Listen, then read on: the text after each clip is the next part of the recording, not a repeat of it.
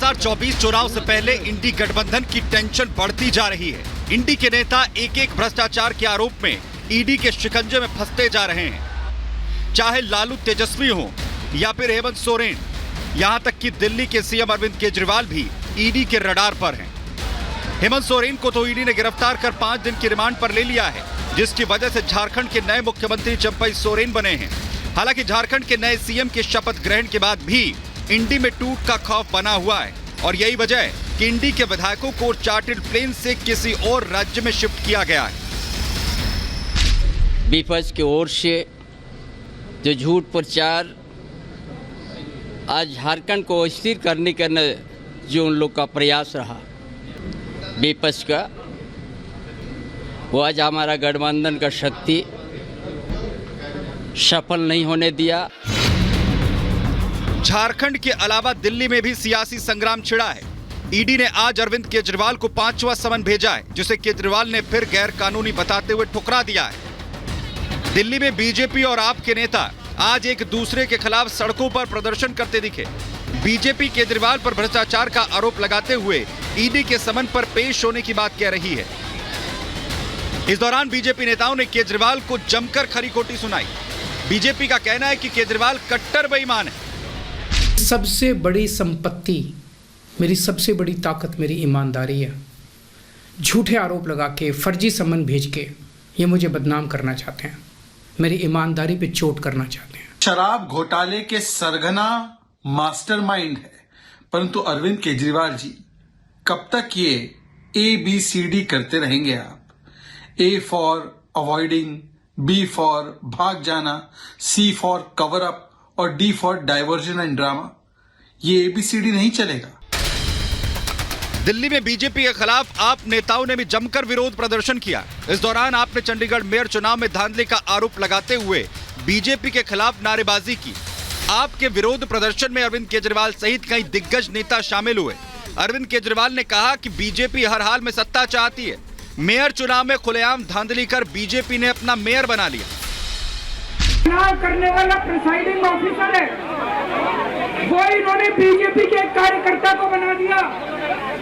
अब बीजेपी का कार्यकर्ता वहाँ बदमाशी नहीं करेगा तो और क्या करेगा? उसने एक भी काउंटिंग एजेंट को अपने सामने नहीं बैठने दिया, सबको भगा दिया। उसने इंडिया गठबंधन के 8 वोट उसमें गलत सलत निशान लगा के उनको इनवैलिड कर दिया। चुनाव जीतते हैं उनमें धांधली नहीं होती, और जिसमें जमानत जब्त होती है उसमें धांधली होती है। अगर केजरीवाल को धांधली लगती है तो इस्तीफा दे दे और बोल दे कि जब तक EVM से चुनाव होगा तब तक मैं चुनाव नहीं लड़ूंगा। ऐसा नहीं हो सकता कि जो आप जीत जाओ वो तो ईमानदारी से हो गया और जो हार जाओ उसमें भ्रष्टाचार हो गया। 2024 का चुनाव जैसे जैसे करीब आ रहा है, वैसे वैसे बीजेपी और इंडी गठबंधन के नेताओं के बीच तल्खी बढ़ती जा रही है। हालात ये हैं कि इंडी के नेता अपना भ्रष्टाचार छिपाने के लिए 24 के चुनाव का सहारा ले रहे हैं, लेकिन बीजेपी का साफ संदेश है कि अगर आपने भ्रष्टाचार किया है तो आप किसी भी मुद्दे की आड़ लेकर छिप नहीं सकते। आपको जांच एजेंसियों के सामने आकर अपनी जवाबदेही तय करनी ही पड़ेगी। Bureau report, Republic Bharat.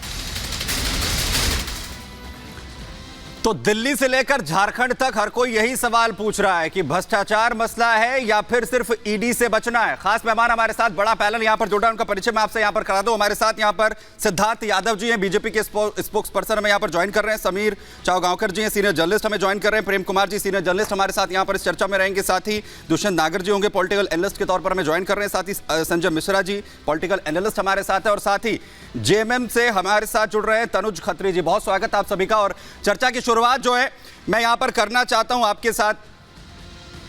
Prem Kumar ji, ये जो हालात हैं, ये जिस तरीके की स्थितियां हैं, ये सवाल क्या इससे दिक्कत हो रही है कि भ्रष्टाचार पर एक्शन हो रहा है? अगर ये इससे ही दिक्कत है, इससे ही परेशानी है, तो कार्रवाई तो एजेंसियां जो है अपनी करेंगी। और सवाल उसके बाद चुनाव तक आ जाते हैं घूम फिर कर कि आप जो है EVM से चुनाव करा रहे हैं, बैलेट मशीनों के जरिए जो है चुनाव करवा रहे हैं। मसला क्या है? सुमित जी, बहुत इनोसेंट लगते हैं आप, बहुत इनोसेंट लगते हैं आप। हाँ सर, मैं तो भ्रष्टाचार पर पूरी दुनिया में भारत की रैंकिंग कहां से कहां गिर गई है। तो भ्रष्टाचार तो हो ही रहा है। 2 4 5 नेताओं के घर ही भ्रष्टाचार है क्या? इस देश में नरेंद्र सिंह तोमर जी के बेटे के बारे में जो बातें आई, एक दो नहीं है ना सर, लंबी फहरिस्त है, सुन लीजिए। उसी के लिए दिक्कत हो रही है, पूरी लिस्ट है एक, आप एक दो का नाम जिक्र कर रहे हैं, सुन लीजिए, इसलिए तो बौखलाहट हो रही है। 3-4 नाम तो उन्होंने गिनवा दिए, इसलिए बौखलाए हुए हैं। ये सुन लीजिए, नरेंद्र सिंह तोमर जी भाई केंद्रीय मंत्री थे और उनके बेटे के बारे में जो बातें सामने आई, तो कभी कोई उस भ्रष्टाचार पर बोला क्या? नहीं। ईडी जागी क्या? सीबीआई जागी क्या? नहीं जागी। भाई सीधे कनाडा से यहाँ पैसा का मामला था, प्रवर्तन निदेशालय को जागना था, तो इसलिए हेमंत सोरेन पर कार्रवाई नहीं होनी चाहिए, नहीं होनी चाहिए। तो इसलिए कार्रवाई नहीं होनी चाहिए। जेल गए हैं और क्या चाहिए आपको? तो इसलिए जेल गए हैं और क्या सबूत चाहिए? इसलिए हेमंत सोरेन पर कार्रवाई नहीं होनी चाहिए, इसलिए लालू परिवार पर कार्रवाई नहीं होनी चाहिए। आपके शब्द हैं, तो इस पर जो है सवाल जो है नहीं उठाए जाने चाहिए। सर आप तो उसे कवर कर रहे हैं। कवर कहाँ कर रहे हैं? वो तो जेल गए ना, उन्होंने फेस करना कबूल किया, गए जेल और इसके बाद इस्तीफा भी दिया। और सवाल ये है कि यही पैमाना सबके साथ अपनाइए ना, भ्रष्टाचार जीरो टॉलरेंस पर आइए ना। भाई कभी बड़े उद्योगपतियों के घर नहीं जाती ईडी सीबीआई, कभी सत्ता के घर नहीं जाती, और विपक्ष का नेता तब तक पीड़ित रहता है जब तक कि वो बीजेपी से कॉम्प्रोमाइज ना कर ले। बीजेपी में चले जाइए, बात खत्म हो जाती है। तो ये कहाँ है जीरो टॉलरेंस? सिद्धार्थ जी जवाब दे दे, कॉम्प्रोमाइज कर रहे हैं आप लोग, आपके कॉम्प्रोमाइज कर रहे हैं, सिलेक्टिव अप्रोच है आप लोगों की। अब प्रेम जी ने अपनी बात कही, मैं आशा करूंगा वो मेरी बात भी सुनेंगे। देखिए, जो बात अगर जीरो टॉलरेंस की हो, तो जीरो टॉलरेंस का ही तो नतीजा है कि ये सब कुछ हो रहा है। जब देश में जीरो टॉलरेंस नहीं था तो हमने देखा था ए से लेकर के जेड तक घोटाले थे। देश का वो कार्यक्रम बताइए 2014 से पहले, देश का वो पॉलिसी बताइए, वो स्कीम बताइए जिसमें भ्रष्टाचार नहीं हुआ। कोई अंतरराष्ट्रीय कार्यक्रम और उसमें भ्रष्टाचार था। और एक जो नैरेटिव बिल्डिंग हो रही है कि विपक्ष के लोगों के साथ ऐसा होता है, ये सारे सत्ता पक्ष वाले हैं, जिस अपने राज्य में बैठे हैं, यही तो है सत्ता।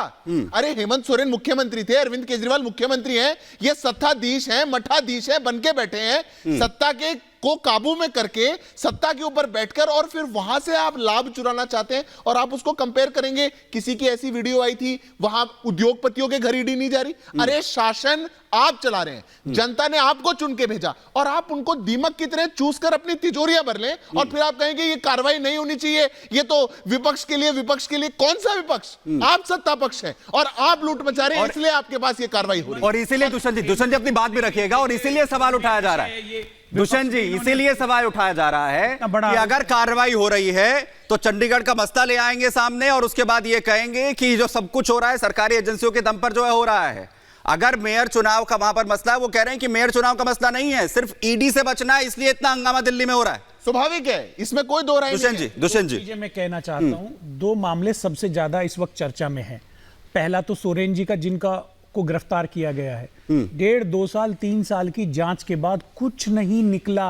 एक जमीन का ऐसा मामला बना के जो प्रथम दृष्टा में मुझे लगता है कि वो कोर्ट में टिक नहीं पाएगा, उसके ऊपर उनको गिरफ्तार किया है। कोर्ट तो चले गए, मना कर दिया ना कोर्ट ने। सुन तो लीजिए भाई साहब, हम एक टीवी बढ़िया डिबेट में कैसे जो उनके करेंगे? नाम पे नहीं है, उनके किसी करीबी के नाम पे नहीं है। सिर्फ एक पटवारी ने ये बोला है कि व्हाट्सएप ग्रुप में मैसेज आया था, जैसा मैंने मीडिया में देखा है, कि ये बॉस की लैंड है। अरे भाई बॉस कौन बॉस? क्या हेमंत सोरेन ही देश में बॉस है? और दूसरा बात कर रहे हैं आप तेजस्वी जी के लिए, 2005 का मामला है जो लैंड फॉर जॉब की बात हो रही है। आपको 19 साल हो गए, अभी तक आप उसमें चार्जशीट नहीं दे पाए, अभी तक कोई सबूत सामने नहीं आया। 2005 में उस वक्त तेजस्वी यादव माइनर थे, जो उनके ऊपर आप आरोप लगा रहे हैं। ये दिख रहा है स्पष्ट कि भारतीय जनता पार्टी जवाब दे दूं, 10 सेकंड लूंगा। सीबीआई का दुरुपयोग करके इंडिया अलायंस को कमजोर करना चाहती है।